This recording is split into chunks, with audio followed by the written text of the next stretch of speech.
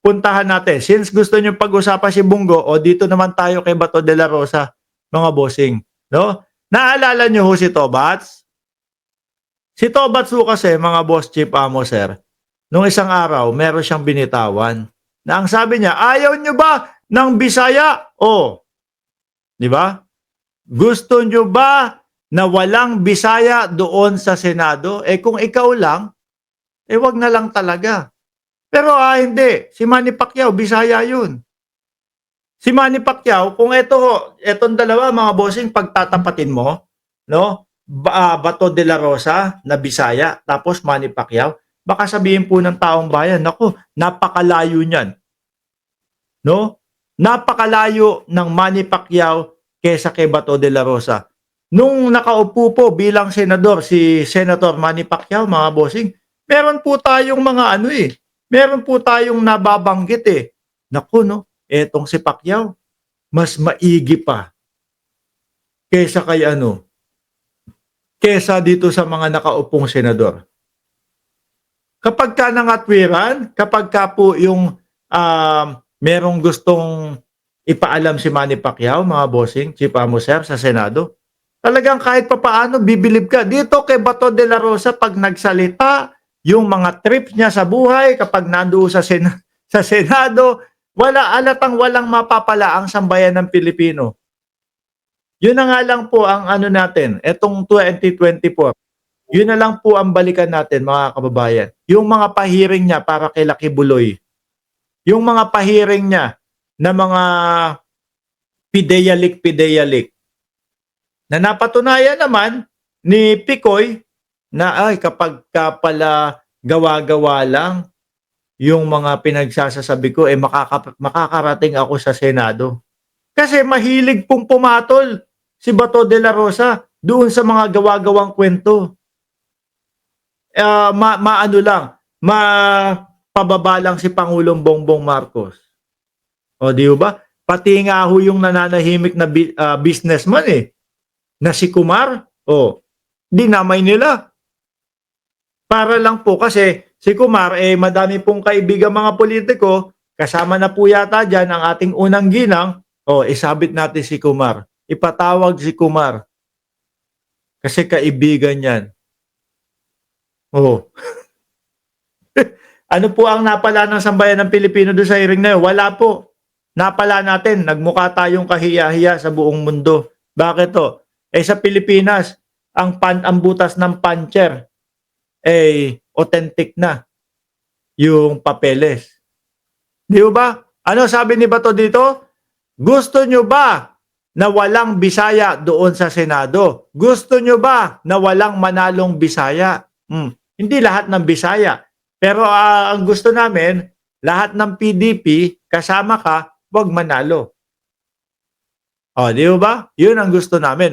Yun ang gusto ng majority ng Pilipino. Siguraduhin natin na may representative tayo doon. Na mga Bisaya daw po, no? Hindi pwede na sila-sila lang, sabi ni Bato de la Rosa. Sabi naman po ni Defunct Channel, malaking kasiraan sa mga Bisaya ang mga ganyang kandidato. Kagaya ni Bato de la Rosa. Totoo yan. Sabi naman po dito, mga boss chief amo sir, nung isang nagsalita, basahin ko na din pati yung Bisaya para maintindihan ng mga Bisaya nating mga kaibigan dyan. Di mi ganahan og mga Bisaya, mga Bisayang magpatay og tao. Wala ka nagrepresenta sa mga Bisaya. Tuod Bisaya ko, pero wala jud ka maapil sa akong lista sa mga senador. Ito po yung English na ibig sabihin nun yan. No? We don't want Bisaya. Bisayang murderer. Ayan, rektahan. No? Bakit hindi iisipin ng sambayan ng Pilipino na ganyan, mga bossing? Pinag-i-explain po sila, no? Doon sa mga EJK, ayaw nilang lumutang, ayaw nilang pumunta, ayaw nila ipagtanggol yung kanilang sarili. Ano isipin mo? Kung ikaw isang mamamayang Pilipino, tas nakikita mo yung pag-iwas-iwas nila. Mapapaisip ka, may itinatago itong mga ito. 'Di ba? Hindi nila kayang ipagtanggol yung kanilang sarili. Oh. Bisaya murderers. Oh, you don't represent the Bisaya people, no? Eh panigurado po ako yung nagsasalita ni si Pao et Chavez. Eh Bisaya po 'yan. In fact, I am a Bisaya myself, but never did you become an option for my senatorial list. Ano yung sinasabi nyo? Malakas si Bato sa mga kabisayaan. Eh bakit ganito? Yung sagot ng mga kabisayaan. Sabi ni Elec Buot, no, pakantahin ng bayang magiliw. Oh, naalala ko na naman yan, ano? Bato, lupang hinirang yun. Ito po lang, mga kababayan, ang isang patunay na hindi po porket Bisaya si Bato de la Rosa, eh yung mga kapwa niya, mga Bisaya, eh iboboto ho siya. No? Ito lang po yung patunay na ang mamamayang Pilipino, eh hindi porket, kalahi ko yan, kasamahan ko yan doon sa ganito, eh iboboto na agad. Nag-iisip po, no, ang mamamayang Pilipino ngayon, mga bossing. Hindi na po basta-basta. Hindi na po, si Bato, kaibigan ko yan, ganyan. Sila-sila na lang ho yun. Si Bato, Bisaya din yan, Hindi na ho, mga kababayan. Dahil po yung mga nakaraang mga panahon na sila po ay nandiyan sa Senado, wala naman din pong nangyari, mga bossing. Nagtambakan lang po yung mga mahihinang senador, mga kababayan. Kailangan po this time, yung mga talagang marunong at maalam gumawa ng batas, alam yung kahirapan ng sambayan ng Pilipino, alam yung mga pwedeng maging tawag dito, solusyon sa problema ng ating bayan. 'Di ba?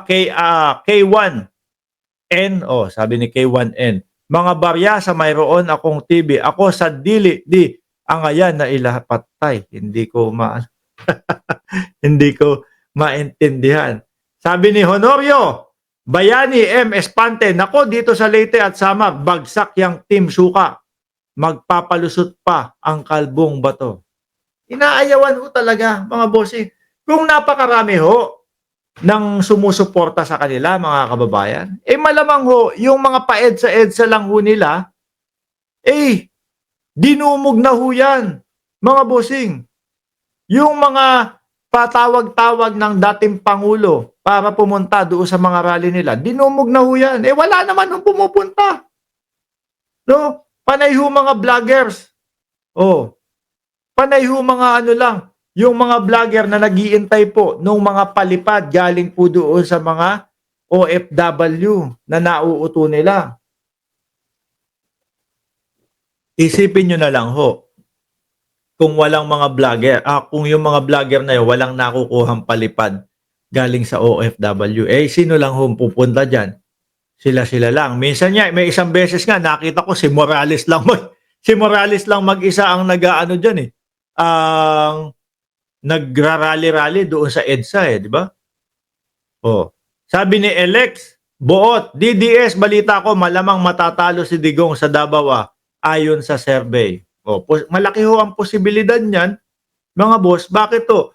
Nakita nyo yung 2024, halos puro sa Davao ho. Davao, nahuli o nakita 44.4 milyon na pinagbabawal na gamot. Davao, yung isang araw lang meron tayong nakita na parang nando sa jeep, umaandar yung jeep, tapos merong nang hostage. Paano nasabing pinaka-safest city in Southeast Asia ang Davao kung ganun, no?